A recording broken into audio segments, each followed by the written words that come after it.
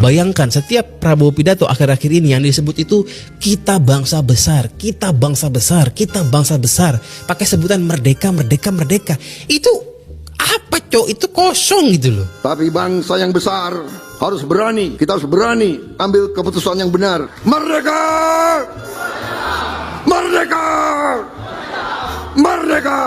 Ngomong bangsa besar itu sudah tidak relevan, tidak ada isinya. Ini kan 2026 bos. Ini bukan zaman Ratu Elizabeth masih perawan. Kalau zaman dulu ngomong begitu oke buat bikin narasi karena negara itu masih perang terpecah belah. Nah tapi ya Prabowo ini menurut gua keracunan nasionalisme. Menjadi orang nasionalis bagus, tapi kan kalau keracunan yang nggak bagus. Seakan hidup itu harus nasionalis tenget. Padahal mah enggak. Apakah wajib menjadi orang nasionalis? Jawabannya ya boleh enggak. Apakah penting?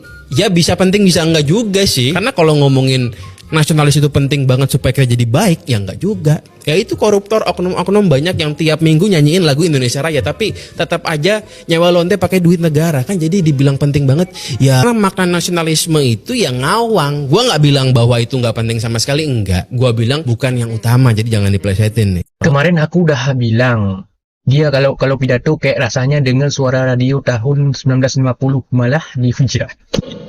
Ya bener bang, ampun bang, bener gue setuju kan komentar lu. Tenang saja Pak Prabowo. Oke seperti gini nyerocos politisi medsos. Gue tuh kayak ngakak banget ya dengar video di awal gitu ya si abang Bro Gamal ya. Emang iya presiden kita setiap pidato pasti nggak ada isinya, kosong bang. Itu emang faktanya karena ya dari pidatonya aja dia kan selalu kita ini gitu kan, kita bangsa besar gitu ya, terus teriakkan merdeka lagi.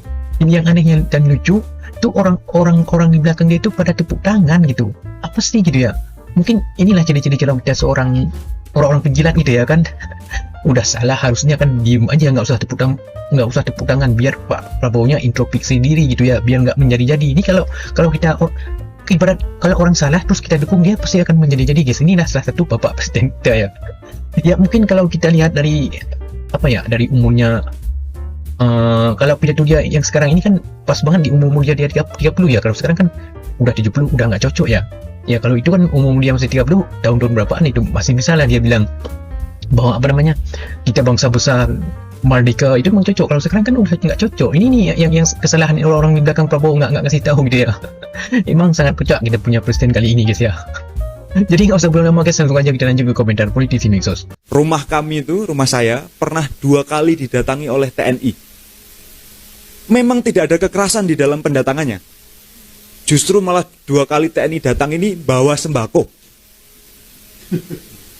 Ibu saya senang dong. Siapa ibu-ibu yang tidak senang kalau dikasih sembako? Tapi apa yang menarik dari peristiwa itu? Di kali pertama TNI datang ke rumah saya, di hari yang sama, ada 3 pejabat daerah yang menghubungi saya, padahal tidak ada interaksi sebelumnya, yang menyampaikan satu pesan, bahwa kalau sama Pak Prabowo jangan keras-keras. Apa yang saya tangkap dari peristiwa itu? TNI memang hanya datang untuk ngasih sembako.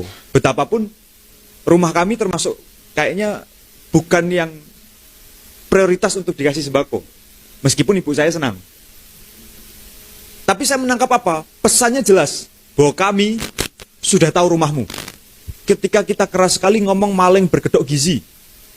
Ketika kami nyurati UNICEF untuk minta tolong, help us tell Prabowo how stupid he is as a president. Karena kita nggak, betul kata Profesor Muzani, ini orang udah nggak bisa dikasih tahu lagi bahwa setiap usaha menekan sebenarnya adalah energi bagi perlawanan. Salah besar kalau menganggap bahwa dengan seluruh intimidasi kita akan berhenti. Tidak. Justru masyarakat sipil akan semakin solid dan akan semakin kuat. Dan bukan rakyat yang menyiapkan yang lahat itu, tapi mereka sendirilah yang menyiapkannya. Saya harap Pak Prabowo bertobat dan belajar dari seluruh pemimpin-pemimpin yang ada di dunia ini. Kurang apa Fir'aun dengan segala kekuasaannya? 23 tahun dia berkuasa. Dan dia selesai ketika melakukan intimidasi pada Musa. Harusnya kalau dia tidak ngejar Musa ketika Musa lari ke laut, Fir'aun itu mungkin tidak mati. Tapi karena Fir'aun merasa besar, saya berharap kita punya presiden berkenan untuk bertaubat.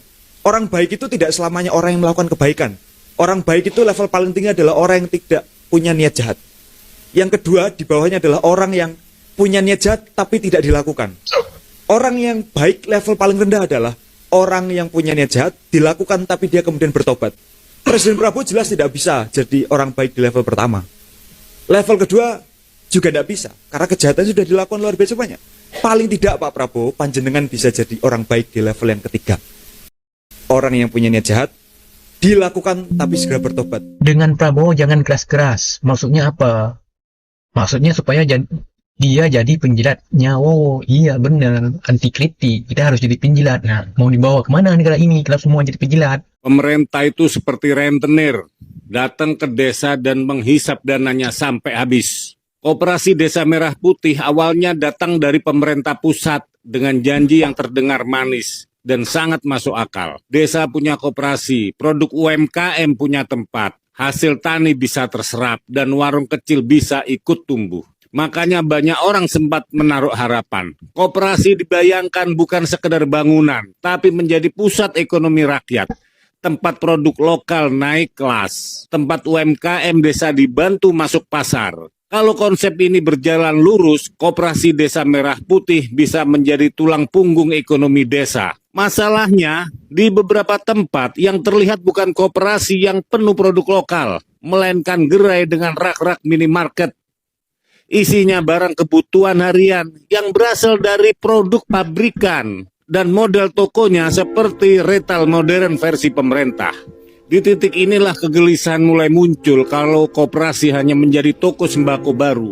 Lalu bedanya dengan warung biasa apa? Yang membuat isu ini makin sensitif adalah skema pendanaannya. Ternyata dana desa yang dipakai buat koperasi. Dana desa yang tadinya bisa dipakai untuk jalan, irigasi, posyandu, atau kebutuhan dasar lain warga, akhirnya dipotong untuk membangun koperasi. Jadi wajar kalau sebagian warga merasa was-was.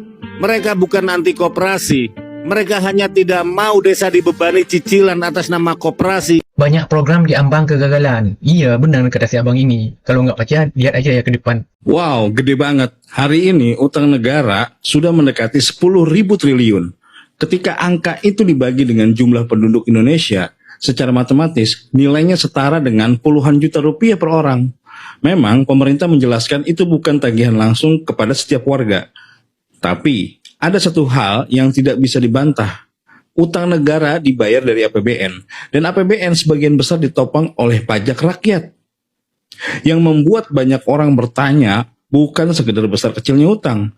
Masalahnya adalah ketika utang terus bertambah, tetapi rakyat juga terus dikejar target penerimaan pajak yang makin agresif.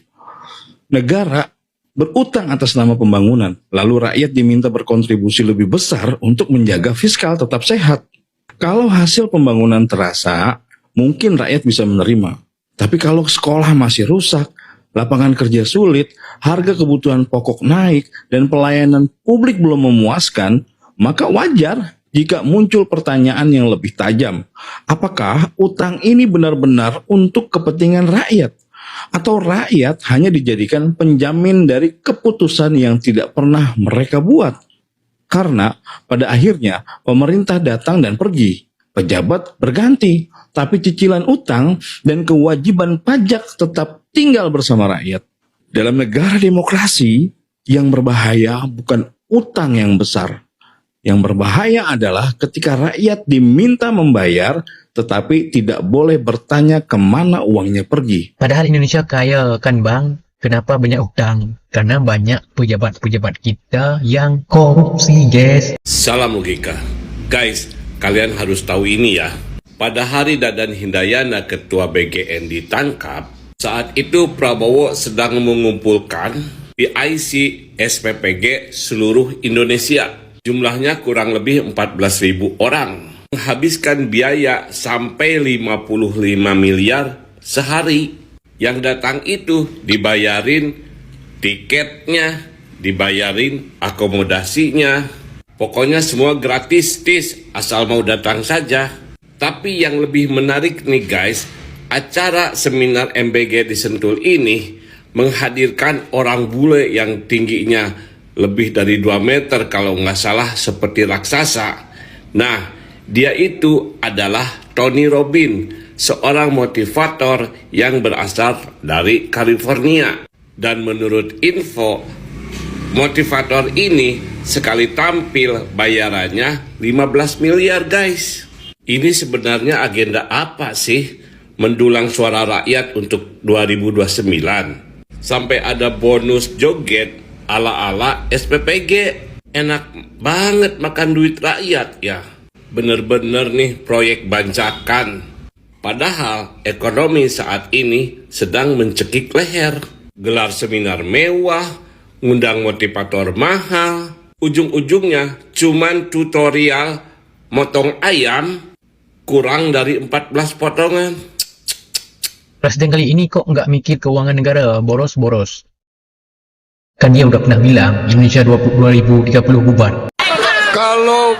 Kalau potong lebih dari 14, dosa. Dosa. Telur dadar nanti dicampur macam-macam itu. Iya kan? Tepungnya lebih banyak dari telurnya. Yang kiri adalah Presiden akhirnya mengurusi telur ceplok, ya, tempe orek, telur dadar, telur rebus. Tapi sebetulnya saya tidak ingin memotret itu. Yang ingin saya potret adalah Presiden mengirim sinyal ke kita bahwa MBG adalah proyek yang akan terus dipertahankan.